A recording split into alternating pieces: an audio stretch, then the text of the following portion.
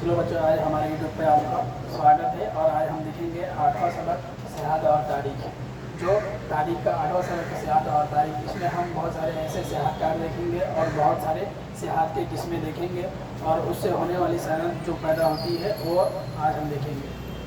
तो सबसे पहले हमें सियाहत के बारे में समझना है। जब आप कहीं भी इलाके पे, दूसरे इलाके या अपने रियासती इलाके या कहीं और ऐसे इलाके पे जाते हो जहाँ पे आप सैर करने जाते हो और उस जगह का लुत्फ़ उठाने जाते हो, तो उस चीज़ को क्या बोलते हैं? सियाहत बोलते हैं। और सियाहत के बहुत सारे ऐसे किस्म हैं, जैसे आप देखोगे कि जैसे ऐसी तारीखी मुकाम पे जाओगे तो उसे तारीखी सियाहत बोलते हैं। अगर आप किसी मजहब मुकाम पे जाते हो, यानी हज, अगर मुस्लिम हो तो हज कर निकले जाते हैं और हिंदू है तो तीर्थ यात्रा पे जाते हैं, तो ऐसी जगह पे जाते हैं तो वो क्या कहलाता है?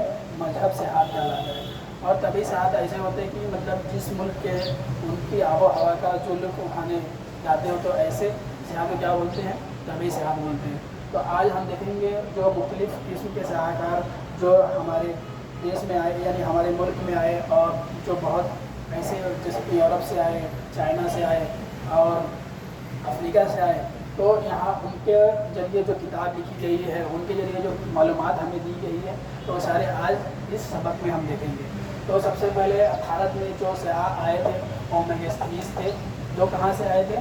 तो वो सिलुकस के दरबार से आए थे, यानी सिकंदर राजा था, उसके बाद जो उस तख्त पर बैठने वाला कौन था? तो सिलुकस था। और उसके दरबार से कौन आए थे? तो मेगास्थनीज आए थे। और मेगास्थनीज किसके दरबार में आए थे?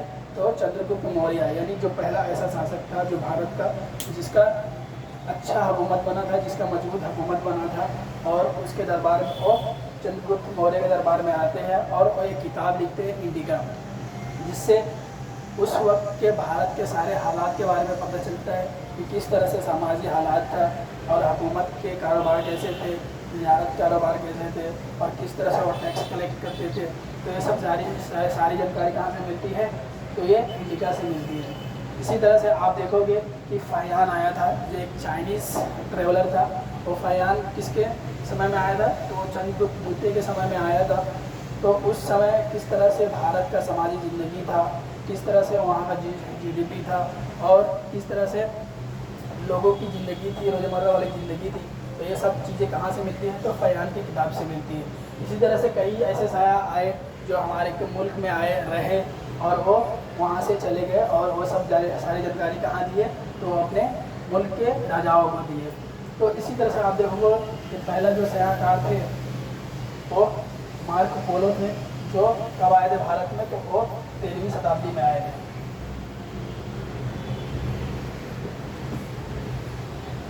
मार्को पोलो 13वीं शताब्दी में आए थे। मार्को पोलो 13वीं शताब्दी में आए थे। किसके काल में आए थे? तो उस समय भारत की जो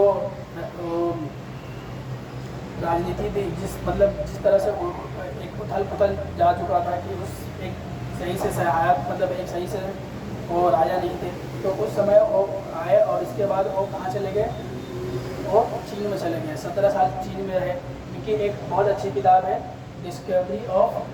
डिस्क्रिप्शन ऑफ वर्ल्ड, इनकी सबसे अच्छी किताब है।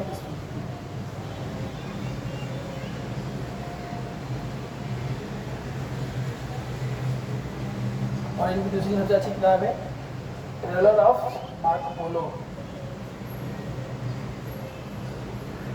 ट्रेवलर्स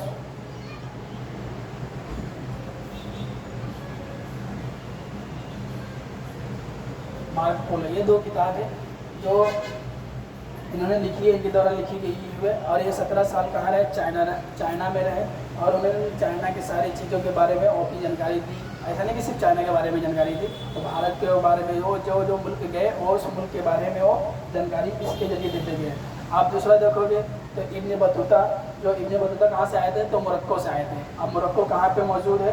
तो वो अफ्रीकन कंट्री है, एक मोरक्को एक अफ्रीकन कंट्री है, जहाँ मतलब मेडिटेरियन सी के पास जो एक कंट्री है, वो मेडिटेरियन सी के पास मौजूद है। तो मोरक्को से वो कहाँ आए थे?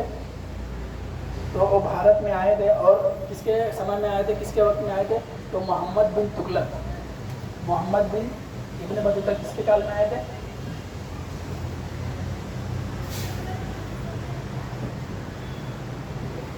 बतूता मोहम्मद बिन तुगलक के काल में आए थे, मतलब समय वक्त में आए थे, और उसके वक्त में उन्होंने 10 साल तक एक जज के तौर पे काम किए थे। और इन्होंने बहुत सारे ऐसे किताब लिखे, जैसे इनकी सबसे अच्छी किताब, मतलब सबसे मशहूर किताब है रिहला।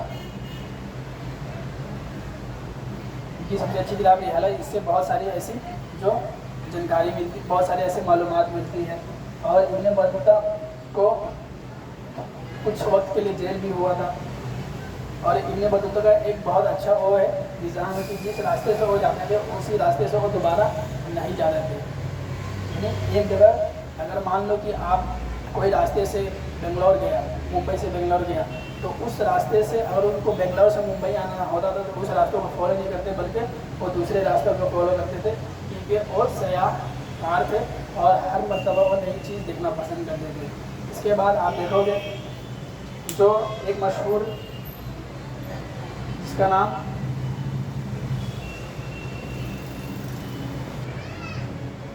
बेंजामिन ट्यूडेला, क्या मशहूर यूरोपीय सयाहकार थे।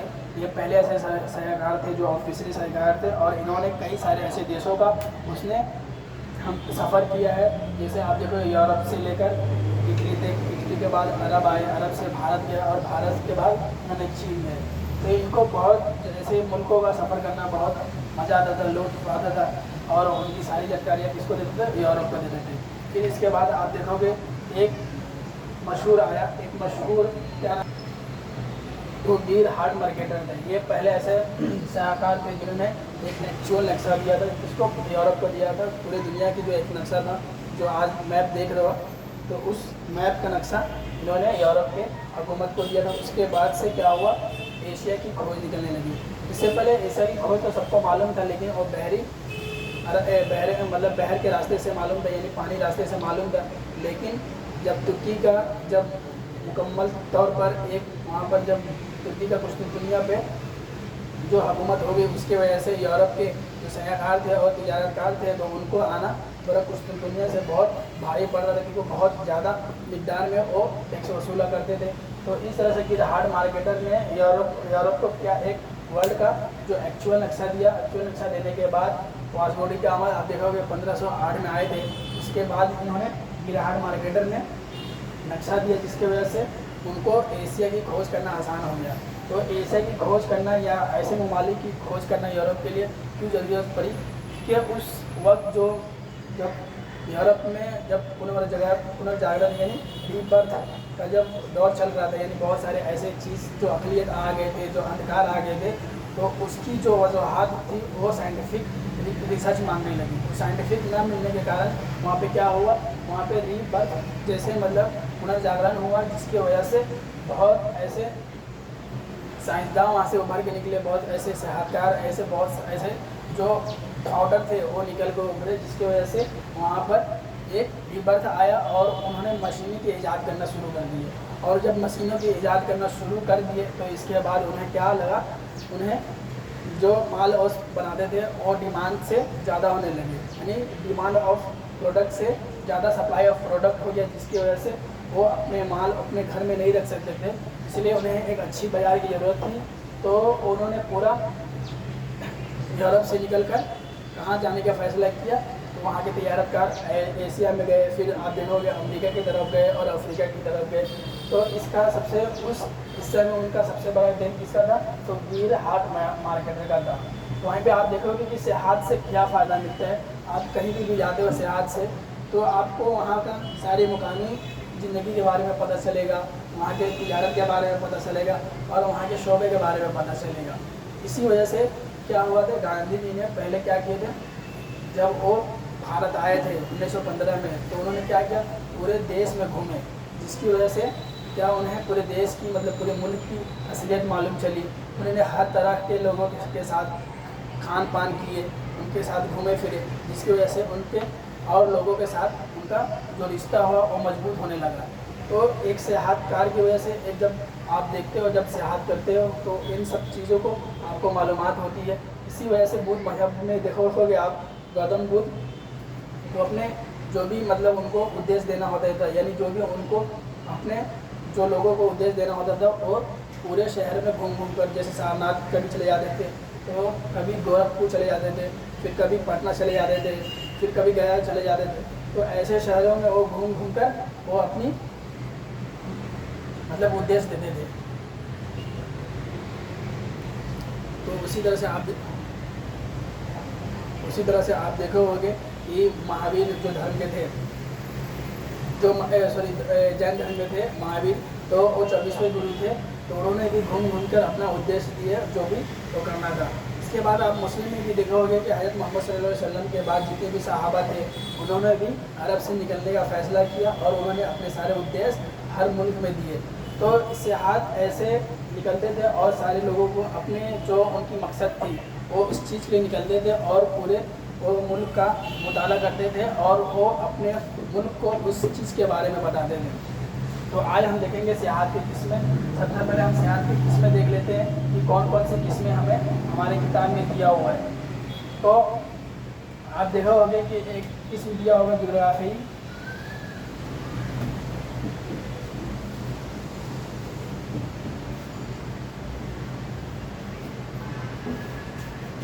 ज्योग्राफी सियाहत।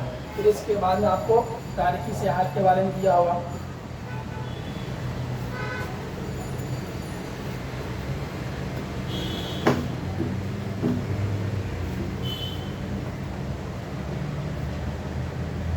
फिर इसके बाद में क्या दिया होगा, तभी सियाहत दिया होगा।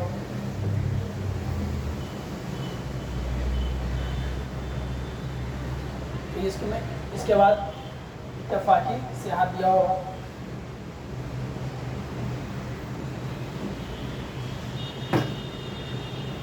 तो ज्योग्राफी सियाहत क्या होता है, पहले हम इसमें देख लेते हैं, फिर उसकी जो भी है डेफिनेशन देख लेते हैं। ज्योग्राफी सियाहत का मतलब ऐसी जगह पे जाना जहाँ पर ज्योग्राफी लिहाज से हो, यानी मतलब ऐसे इलाके में जा रहे हो जो उस इलाके की ढांचे को देखने जा रहे हो। फॉर एग्जांपल आप हिमालय जा रहे हो तो अब किस तरह के आ जाते हैं, तो ज्योग्राफी लिहाज से ज्योग्राफी सियाहत हो जाता है। वहीं पे आप किसी नदी को देखने जा रहे हो या किसी डैम को देखने जा रहे हो तो एक किस में आ जाते हैं, तो ज्योग्राफी सियाहत में आ जाते हैं। या आप कभी किसी जंगल की तरफ जा रहे हैं, मतलब किसी ऐसे नेशनल पार्क में जा रहे हो तो किसमें आ जाता है, तो ज्योग्राफी सियाहत में आ जाता है।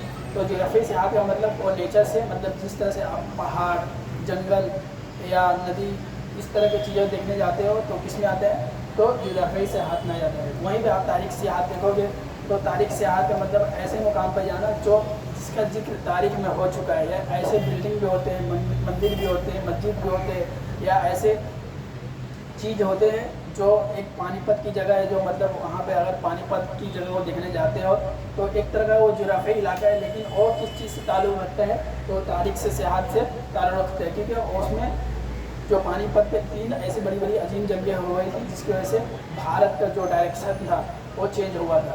तो ऐसी जगह पे जाना मतलब जो तारीख से मुनक्किद है, यानी तारीख से ताल्लुक़ रखता है, तो वो तारीखी सियाहत होता है। जैसे आप एलिफेंटा देखने जाते हो, जैसे वो देखने जाते हो, जैसे ताजमहल देखने जाते हो, ये सब किस में आता है, तारीखी सियाहत में आ जाता है। फिर उसके बाद तभी सियाहत का मतलब ऐसे जगह पे जाना जिस जगह की नेचर, मतलब नेचर का फ़ायदा उठाने, लुत्फ़ अंदाज़ उठाने जा रहे हैं, तो उस जगह को क्या बोलते हैं, उस शहर को क्या बोलेंगे, तभी सियाहत बोलेंगे। तभी सियाहत का मतलब जैसे मान लो यूरोप के लोग, जैसे हमारे गर्मी के वक्त में यूरोप के लोग आते हैं, कहाँ पे, भारत जैसे इलाकों में आते हैं, थाईलैंड जैसे इलाकों में आते हैं, या मालदीव जैसे इलाके में आते हैं। क्यों? क्योंकि उस वक्त हमारे भारत में क्या पड़ती रहती है, रोशनी पड़ती रहती है। क्यों? क्योंकि जो 0 से 23 डिग्री के बीच में हम मौजूद है, और जो सूरज की गर्दी होती है और 0 से 23 डिग्री के बीच में गर्दी होने की वजह से हमारे भारत और मालदीव जैसे इलाकों में जो भी देश इसके करीब में आता है 0 से 23 डिग्री के बीच में, तो वहाँ पे क्या होता है, सूरज की रोशनी पड़ती है। तो उसका जो अंदाज, उसका लुत्फ़, यानी उसका मज़ा जो उठाने के लिए जो यूरोप से आते हैं तो वो तभी सियाहत में आते हैं। फिर आप इत्तफाक़ी सियाहत देखते हो। जब इत्तफाक़ी सियाहत का मतलब क्या है कि अगर कोई भी चीज़, कोई भी इंसान किसी दूसरे मकसद से गया होता है, जैसे मान लो कि तिजारत के मकसद से गया था, कहीं पे मीटिंग, किसी दूसरे मुल्क में मीटिंग करने गया था, फिर उस मीटिंग के बाद क्या होता है कि जब मीटिंग ख़त्म होने के बाद जब उस इलाके की अगर मशहूर चीज़ों को देखना चाहता है या मशहूर चीज़ों को और उसका लुत्फ़ अंदाज़ उठाना चाहते हैं, तो ऐसे चीज़ों को क्या बोलेंगे, इत्तेफाकी सियाहत बोलेंगे। तो आगे चल के हम इसकी सारे डेफिनेशन देखेंगे और अच्छे से, और इसके बाद हम देखेंगे इसके बाद हम देखेंगे कि किस तरह से इसमें सनअतकार पैदा हुए। फिर हम देखेंगे कि एक पहला यूरोपीय एक इंसान था जिन्होंने पहली सियाहत टिकटें बेची थी। और इसके बाद हम महाबलेश्वर जैसी जगहों को देखेंगे और छत्रपति शिवाजी टर्मिनस जैसी जगहों को भी देखेंगे। फिर इसके बाद हम देखेंगे कि किस तरह से सियाहत कंपनियाँ उरूज हुआ, जिसकी वजह से हमारे रोज़गार बहुत ज़्यादा बढ़े और आज इसमें अच्छा हमारे GDP का हिस्सा है।